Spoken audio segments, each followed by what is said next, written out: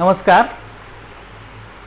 सबसे पहले मैं हमारे मराठी लोगों से माफ़ी चाहता हूँ क्योंकि मैं हिंदी में वीडियो बना रहा हूँ और मराठी लोगों का तो ये खासियत है कि भले हिंदी में वीडियो है बना भी तो सभी मराठी लोगों को पूरी तरह से हिंदी समझता है, इसलिए मेरे मराठी भाइयों का अड़चन नहीं होगा।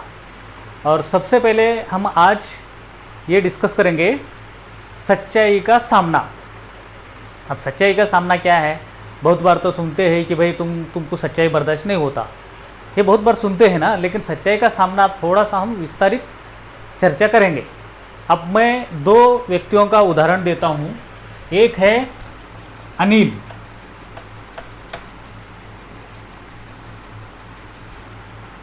और दूसरे व्यक्ति है सुनील। अब ये दो व्यक्ति है। अब ये अनिल जो है इनका स्वभाव शांत है, ये शांत स्वभाव के, और ये चंचल स्वभाव के। तो ये शांत स्वभाव और चंचल स्वभाव के व्यक्तियों में कैसा कैसा बदलाव होता है हम देखते जाएंगे। अब तीसरा एक व्यक्ति है, उसने बोला कि सबसे पहले आके अनिल से मिलता है और बोलता है, अनिल जी तुमने 10,000 रुपये का घोटाला किया है। जब ये अनिल जी सुनते हैं तो उन्हें थोड़ा ताज्जुब लगता है क्योंकि ये शांत स्वभाव के है ना, तो इसलिए थोड़ा ताज्जुब लगता है कि भाई ये रमेश ऐसा क्यों बोल रहा है मुझे। तो सबसे अब दो बातें हो सकते हैं। अभी अनिल जी शांत स्वभाव के हैं, ये बात सही है। अब रमेश ने आके अनिल जी को बोला है कि भाई तुमने 10,000 रुपये का घोटाला किया है, तो वो ये समझता है कि रमेश ऐसा क्यों बोल रहा है और उसको रिएक्ट करना है और सच्चाई का सामना करना है। तो दो बातें हो सकते हैं, अनिल घोटाला किया भी हो सकता है और नहीं किया भी हो सकता है। तो हम घोटाला किया हुआ है ये किसके बारे में थोड़ा सोचेंगे और नहीं किया हुआ उसके बारे में सोचेंगे। सबसे पहले बोलेंगे कि अनिल ने घोटाला नहीं करते हुए भी रमेश ने बेवजह से उसके ऊपर इल्ज़ाम लगा रहा है, तो उस समय अनिल का रिएक्शन क्या होता है। तो अनिल जी बोलते हैं कि भाई रमेश तुमने तो मुझे बोला है कि 10,000 रुपये का घोटाला किया है, तो सबसे पहले ये बोलो कि तुमने किस आधार पर बोला है। नहीं, वो फलाना बोलते हुए सुना, मैं फलाना ढिकाना करते हुए सुना हूँ, लेकिन फिर भी तुम मेरे सामने सबूत लाओ और मैं मान जाऊँगा कि सचमुच मैंने 10,000 का घोटाला किया हूँ। लेकिन रमेश बहुत सारा कोशिश करता है, लेकिन रमेश का हर सवाल का जवाब आराम से देता है कि भाई कुछ भी बोलो मत, मेरे सामने सिर्फ और सिर्फ मैंने जो 10,000 रुपये का घोटाला किया ऐसा तुमको लग रहा है तो वो सबूत लाओ। इस तरह से रमेश को कुछ सबूत नहीं मिलता है, इसलिए वो रमेश भी मान लेता है कि मैंने ठीक है चलो ये केस हुआ। और दूसरा केस कि अनिल ने मान लो घोटाला किया हुआ है।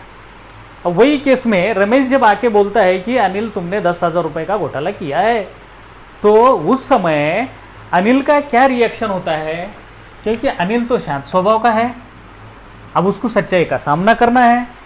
तो वो बोलता है कि रमेश जी आपने जो बोल रहे हैं वो बात में थोड़ा सच्चाई है, 10,000 रुपये का घोटाला तो हो गया है, लेकिन मेरे गलती से हुआ है या मेरे कलीग के गलती से हुआ तो सही है।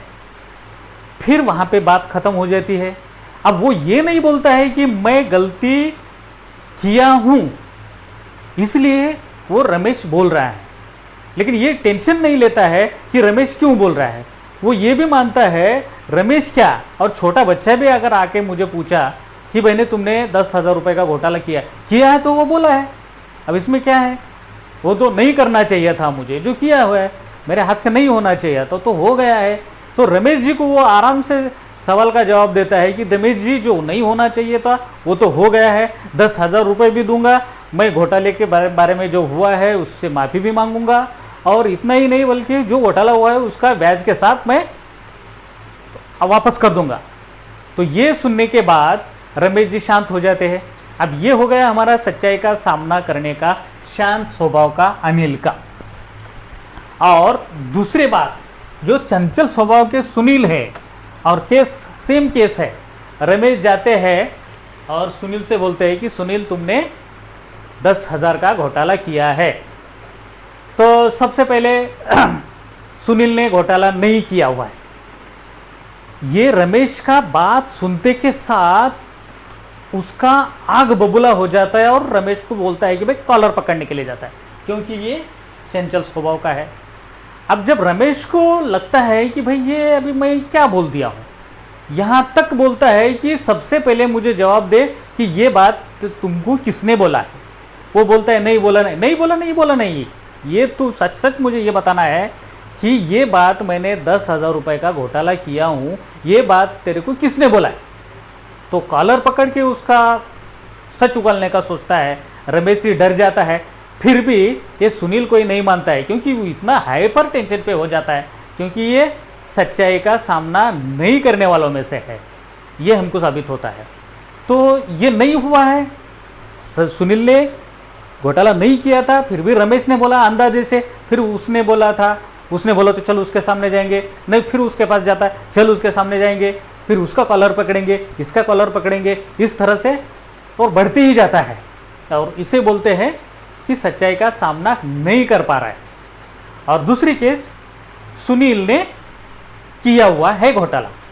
अब तब भी रमेश ने जाके बोला कि भाई सुनील तुमने 10,000 रुपये का घोटाला किया है। अब तब तो क्या देखना है, अब तब तो ये बोलेगा कि मैंने घोटाला किया हूँ, ये तुमको किसने बोला। फिर वही बात, अरे भाई घोटाला तो मैं किया हूँ, तेरा घर का किया हूँ क्या, किया तो मैं अपने कंपनी से किया हूँ, किया तो क्या फ़र्क पड़ रहा है, तुझे क्या लेना देना है। मैं अब देख, वो उसने घोटाला किया, तब जाके उसको बोला था क्या तूने, उसने मैं तो 10,000 का घोटाला किया, फलाना आदमी ने 1 लाख का घोटाला किया, तब जाके तूने बोला था क्या। इस तरह से टेंशन उसको भी बढ़ाता है, रमेश को भी बढ़ाता है, लेकिन वो सीधी तरह से ये नहीं मानता है कि भाई मैंने घोटाला किया हूँ, इसको यहाँ पे ख़त्म कर देंगे। लेकिन उसको ये टेंशन आता है कि मैं कुछ भी करूँ तो ये रमेश कौन आता है बीच में मेरे घोटाला उजागर करने के लिए। इस तरह से वो हर किसी को, फिर रमेश को किसने बोला है, सुरेश ने बोला है, सुरेश को किसने बोला है, ये सभी लोगों का एक साथ लाइन बनाता है, एक साथ सब लोगों का लिस्ट बोलता है कि मैं कुछ भी करूं लेकिन ये लोगों से क्या लेना देना है। वो लोग उतना किया है, उसको कुछ नहीं बोला, ये लोग इसने किया है, इसको कुछ नहीं बोला। इस तरह से वो टेंशन और टेंशन बढ़ाता है, और टेंशन खुद भी बढ़ाता है और लोगों को बोलता है। और जितने लोग भी इस सीक्वेंस में हैं वो सभी को सीधी तरह से जीने नहीं देता, क्योंकि उसने जो घोटाला किया है उस घोटाले को इतने सब लोगों को मालूम हुआ है, ये उसे बर्दाश्त नहीं होता है। इसलिए ये बोलते हैं कि सच्चाई का सामना नहीं करने आएगा। वही केस जो पहले अनिल थे कि उन्होंने आराम से बोला किया है तो किया है, नहीं किया है तो नहीं किया है, लेकिन ये सुनील से बर्दाश्त नहीं हो सका, इसलिए वो किया है तो भी सीधी तरह से नहीं माना है, नहीं किया तो भी सीधी तरह से नहीं माना है, इसलिए इसको बोलते हैं सच्चाई का सामना। Thank you.